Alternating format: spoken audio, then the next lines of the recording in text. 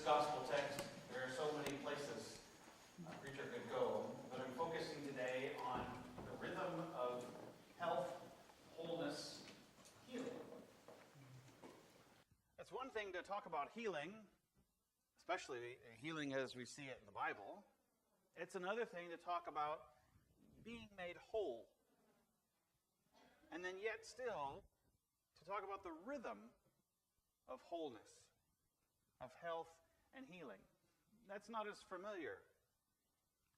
But it's becoming, trendy in a way. So let me explain it a bit more, and maybe, hopefully, you'll connect with it and think, oh yeah, I know what he's talking about. I hope that happens every week, but I understand that, sometimes my words get in the way. So let's hope that they don't this week. So today, this beautiful story of healing Simon's mother-in-law. Were any of the disciples married? You know that Simon was. All right. Why? Because he had a mother-in-law.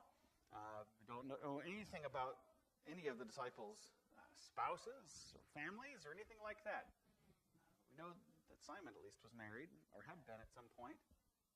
Here we have this healing where Jesus simply takes her by the hand, lifts her up, the fever leaves, she gets up and begins to serve them. It's very simple. There's not a lot of backstory to this healing. There's no conversation that takes place. Simply that she had a fever, they told him about her, he heals her, she gets up. That's the simple part. We get the healing part. The Bible stories of healing that give us a bit more explanation show themselves to be either very simple or very complex. Sometimes the healing isn't about the healing. Sometimes it's about something else. How many lepers were healed, and yet how many of them came back to thank Jesus? Only one. In that story, the point is not so much about the healing, but the returning and the thankfulness. So you get the idea that sometimes in the Bible, healing is not just about the healing, it's about the story surrounding the healing and how we react when we are healed. Now, in this case, it's very simple. She's healed. She gets up. If you go to the Holy Land, they will take you to the site of the temple, and they will take you to the house across the street that could have been the site of Simon Peter and his mother-in-law. Because they give us at least they give us a little geographic location in Mark. They left the synagogue and entered the house of Simon and Andrew. It was right across the street, apparently. Okay. Some of those Bible sites, you got to kind of scratch your head and wonder in the Holy Land, is this really the place? I don't have any reason to doubt that they wouldn't be. But that's really the only footnote that goes with this healing, is a geographic location. But it's the two paragraphs that follow that begin to give us more of an idea of the rhythm of healing. Okay, so let's see what happens next. That evening at sundown, they brought to Jesus, all who were sick or possessed, and the whole city was gathered around the door. So the healing itself happened, and now we get, as Paul Harvey says, the rest of the story. The whole city was gathered around the door, and he cured many who were sick with various diseases, cast out many demons, and he would not permit the demons to speak because they knew him. It's a pattern we're beginning to see established in Mark, even just now in the first chapter. I know who you are. You are the Son of God. You are the Holy One. And Jesus said, come out. The demon came out, and the man convulsed on the floor. That was the previous story of healing, and now we have a little footnote to remind us about that. Healing in the Gospel of Mark especially is equated with demons, with evil spirits. Why do we say, bless you, after we sneeze? Because a sneeze was at one time considered the evil spirit leaving the body. Same thing with vomiting, although we don't talk about that one. You don't say bless you after someone vomits. Usually, hopefully, you're standing there with a cold washcloth and a kind word. No, the idea was that it's the sickness. It's not a germ or anything like that. Not something that we could see under a microscope. What microscope? Person's sick. Now, they understood sickness as sickness. There were ideas about medicine and physiology, even in Jesus' time. And there were also demons. And the fact that in Scripture we have a clear mention of both means that we can assume there are both. Many who were sick with various diseases and cast out many demons. And on top of that, he wouldn't let the demons speak because they knew him. That's a whole other message in itself as to why he wouldn't let them speak. There's a lot of thought on that. That's not the point today. But if you have that question, we could talk about that later. For now, let's talk about the healing. So now we know that the first paragraph, we hear about Simon Peter's mother getting healed. Jesus takes care of that. Simple. Then it gets more complex as the word spreads and people begin to bring their sick, and Jesus heals them. And so in the morning, in the third paragraph, while it was still very dark, Jesus got up, went out to a deserted place, and there he prayed. Now the idea is, this is not just in this story, but in other places throughout the Gospels, that Jesus would heal and then would retreat.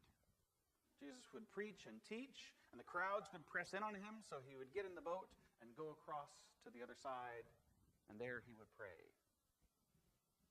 And this was a cycle or a rhythm of work and prayer. Work and prayer. You see that in monastic orders, where the Latin motto is ora et labora. All right? We have this prayer and work. Prayer and work. The cycle of rest and work. How many of you have a work cycle that is not the typical 5-day-a-week, 2-day weekend? Yeah, a few of you. How many of you have ever worked 10 days on, 4 days off? A couple of you. I mean, work cycles are strange things.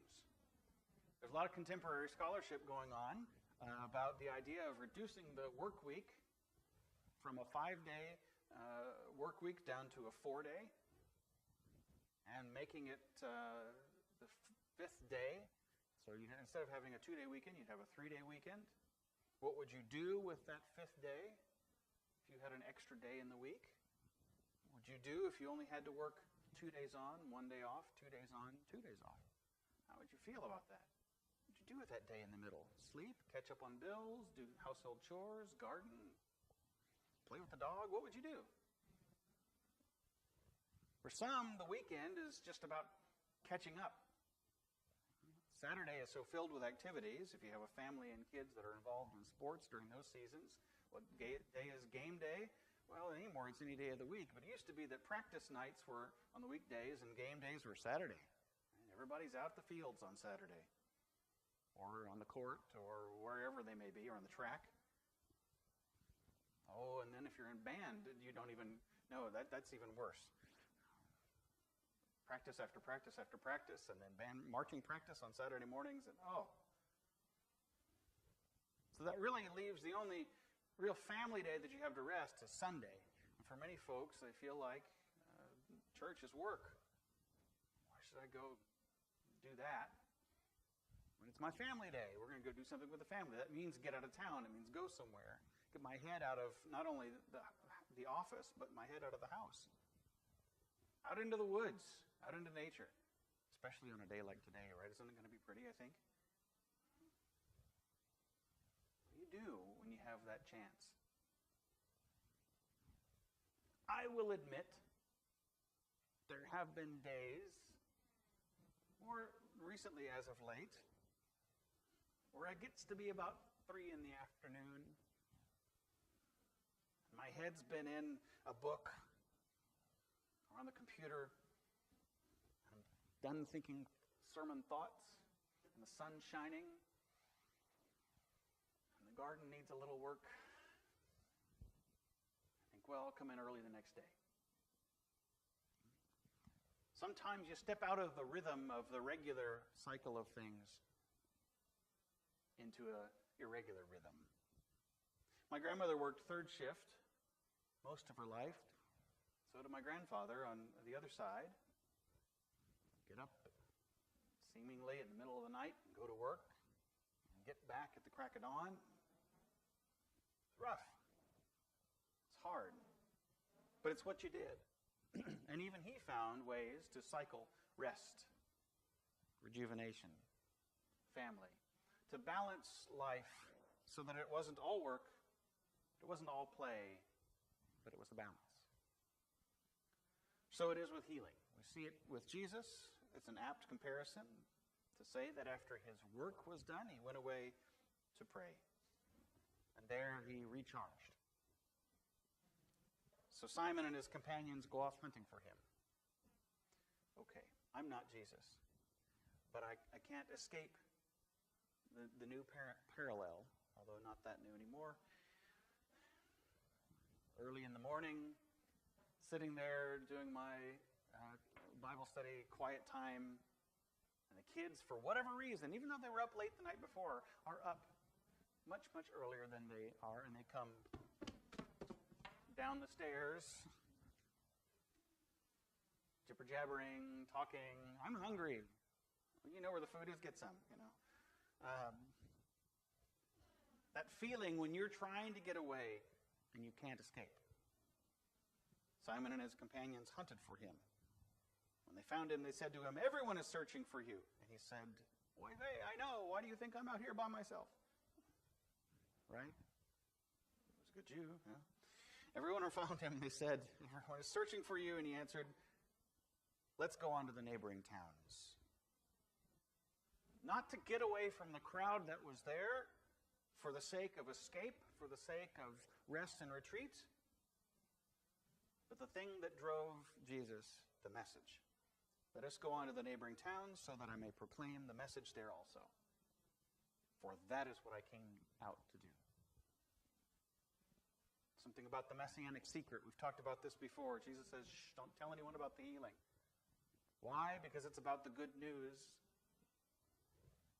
It's that the kingdom has come. Repent and believe. The kingdom is at hand. That's the message. Stick with the message. Stay on message. Stay on point. Stay on target. Get right with that message and don't let go. Have a laser focus of the thing that you're doing. Because when you're doing that thing, the Peter principle comes into play. How many of you have ever heard of the Peter principle? It's not what you think. If you've never heard of this before, it's the idea that you get promoted beyond your station. At least this is how it was explained to me. Maybe some of you have heard it a little differently. Wow, a really good teacher. Have you ever thought about going into administration? Well, maybe you should. You get promoted. You work as an assistant for a little while. You're pretty good at this. You know, there's a school opening up. Why don't you be principal? Okay. So you move into that slot. Then in the back of your mind, you're scratching your head and you're thinking, maybe should I have never left the classroom? And then someone from the district office calls and says, "We could really use you downtown. You've been so successful at these other programs, we'd like to put you there." And then they send you downtown at the school board office. You find out that this is not what you're trained to do. This is not where your gifts lie. This is not where your skills are. You've been promoted beyond your level of expertise, beyond your passion, beyond your giftedness. Suddenly, you miss what you had before. It doesn't have to be education. It can be any field in which there is promotion, in which the promotion is somewhat different from what you're doing. That's the case for many different professions, as you may be well aware. Stay on message. What happens to Jesus is he cares. He heals. He feeds. Raises the dead even. Jesus does this because this is in God's nature to love. It's in Jesus' nature to be loving and caring. And yet, The message. He keeps coming back to the message. This is what I came to do, the message. Yet it becomes hard to separate the words that Jesus speaks from the deeds that Jesus does. I'm going to give you a strange idea. Last week I talked about people don't care what you know until they know that you care, right? Tell me where Jesus demonstrated that. Show me how Jesus' knowledge was ever shared in a situation where he cared first. We know that Jesus cared. Right? Jesus loves me, this I know. For the Bible tells me so. The ultimate expression of that love is the self-sacrifice on the cross. Jesus had many conversations with people before they knew that he cared. And now the word of Jesus' care is spreading. And do they care what he knows? Are they there to hear what he's teaching? Do they want to know what he's thinking? They're there if they're sick. They want to be healed. With the care side of things. It might seem that those two are tightly bound together. And in today's world they are. But sometimes in the scriptures they're not. It causes us to scratch our head about that old saw. Is it really true? Well, sure. But is it always true? No. No, Christy and I joke from time to time when we hear about development work in the world, because sometimes the development work, that is for helping people with medicines, with food, with seed, with plows, with whatever they need to develop their culture, is strictly and absolutely has nothing to do with evangelism. Sometimes the two are tightly woven together, but in many countries, development aid is not received unless it is separated from any religious connection whatsoever. And so the joke was that there was a tractor. We heard this is a true story. A Scandinavian country, not picking on any Scandinavians, it just happened to be, donated a tractor for work in Ethiopia. And when it arrived, there was a brass plaque screwed to the side of the tractor that said, inscribed, not to be used for evangelical purposes. Why? Because they couldn't get the funding to provide the tractor unless it said that somewhere on it. Now, this was a Lutheran charitable organization that was providing this. But the only way they could provide it was to be clear that it wasn't to be used for anything else.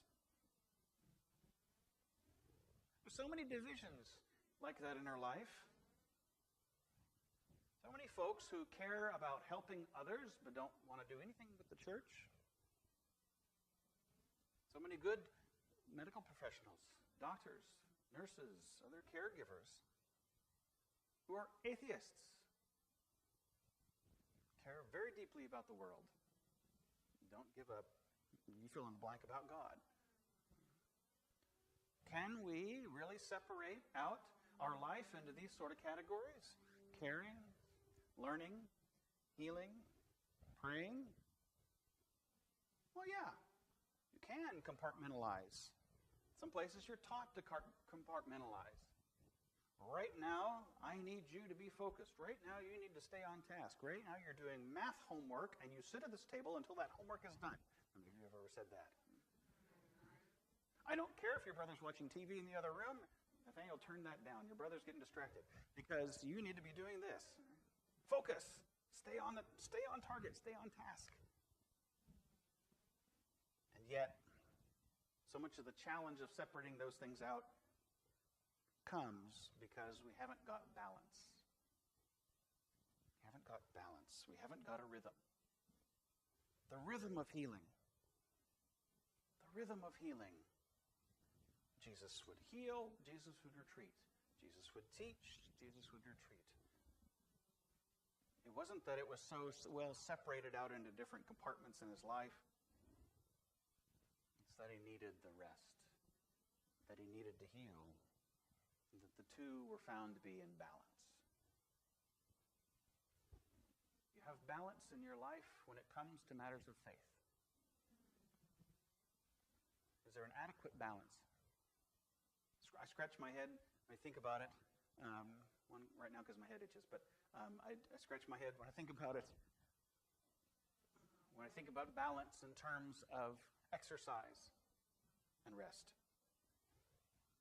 I might think that just resting, well, I'm going to go to sleep. I'm going to rest. And the next day, I'm still tired. I'm going to rest. My mom would tell me growing up, if you're too tired, you need to get up and do something.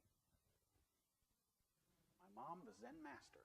Where does she come out with that? What is the sound of one hand clapping, right? If you're too tired, you get up and do something. Sometimes it's about balance. You need the motion before you can adequately rest. Is there adequate spiritual activity in your life?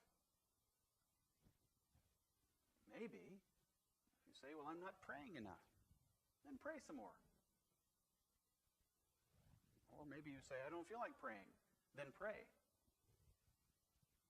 Sometimes the balance is not what we think. Sometimes the healing that we need is activity. I'm depressed. Serve someone. Get outside of yourself. I'm anxious about things. Go out and face the fear. You've heard these ideas before, right? The classic one, you fall off the bike, you fall off the horse, what do? Get back on. Right? Well, maybe you put a little Bactine on that cut and stick a Band-Aid on there first. How many of you grew up with methylate or mercurochrome, right? The red stuff that you put on there made it look worse than it was. Maybe you need a little bit of a healing first, but you get back on. You keep doing. We need to see in the rhythm of healing, not just the periods of rest as important, but the periods of healing as well. We need to see that when we are in need of healing, we are on the receiving end of God's healing, we also need to be healers for others. You say, well, I can't cast out demons. Maybe you can by the power of the Spirit, but you might say, I can't. I can't do that. Yes, but can you love? You find a way to love. The rhythm of healing is about receiving the healing and healing others. About retreating into that quiet place and going out into the noise. About finding a pattern in your life that works so that God can be most active. Dare I say it, in the most efficient and effective way in the work of the kingdom. But that we can be whole. Wholeness. Too much of one thing is too much. If you're already calling it too much, I've been working too much. A little bit of rest. I've been laying around too much. Well, maybe you need a little bit of work. Where is the balance? The balance is in the whole. We find it in the pattern that Jesus sets for us. We work and we rest. And God, in His wisdom, blesses us in the patterns of our life when we imitate His Son, our Savior.